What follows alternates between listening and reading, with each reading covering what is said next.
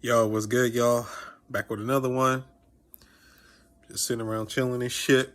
You know, yeah, I'm gonna show my face today because I need to show my face for this one.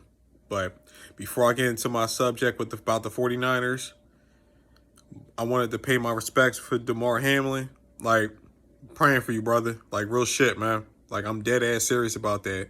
Because watching that game and watching that moment where he went into cardiac arrest, that scared the shit out of me, yo. Even as a fan, yo, like it was surreal looking at that shit live on TV, yo. It really was, cause man, that was some scary shit, bro. That's why just sitting here praying for that brother.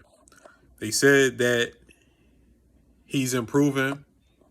He's starting to breathe better, so hopefully everything continues to be on the upswing. And just know that everybody out here praying for you, brother. Like, that's just real talk. But let me get to my subject for the 49ers real quick.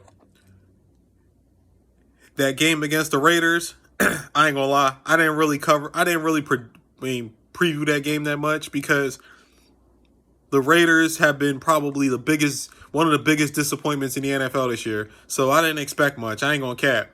But then I made a fatal mistake because what they do have is an all-pro wide receiver who's probably the best wide receiver in the league, even though I know Justin Jefferson and Tyreek Hill have been great, absolutely phenomenal. But Davante Adams is still the guy, in my opinion. He's still the man. Because I know a lot of people thought he was a byproduct of Aaron Rodgers, but nah, bro. Like, he ain't. He's just fucking great. And I ain't gonna lie, that's the only wide receiver this year that absolutely shredded us. Like, we had no answer for Tay. Like, honestly, that's the one thing I had to get on D'Amico Ryans about, because I think he should have put Charvarius Ward on Davante Adams more. He should have been on him a lot more than he was, because Tay just went fucking stupid. And that damn near cost us a game that we should have won.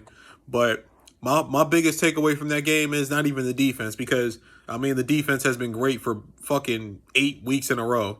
Like, you're not going to have a fucking great game every fucking week. Like, it happens. Even the fucking 2000 Ravens gave up 524 yards to the New York Jets in the season finale back in 2000. It happens. No, matter of fact, it was Jacksonville. My mistake. It was Jacksonville when they had Mark Brunell, Jimmy Smith, Keenan McCardell, Fred Taylor, and them boys. So it happens. But my whole thing is, I wanted to see how Brock Purdy was going to react to not having a lead, because, to be honest with you, Brock Purdy's been absolutely sensational since he got in the fucking lineup. But at the same time, it's been smooth sailing because the 49ers have basically blown everybody the fuck out since he's been in the lineup. Like, none of the games have been particularly close. None of them since he got there. So I wanted to see how he was going to react to some adversity. That's why I didn't trip. That's why I didn't really post anything like I was snapping or anything like that, because yes, I was mad at the defense, but then again, like I said, they've been great for 8 straight weeks, holding teams under 20-plus points. So, I mean, sometimes you're going to have a bad game. And by their own admission, they didn't take the Raiders serious. They even admitted it themselves. And you could see it in their body language. They didn't take the Raiders serious. They didn't. But Brock Purdy is the one that I wanted to check out the most. I wanted to see how he was going to react to some adversity.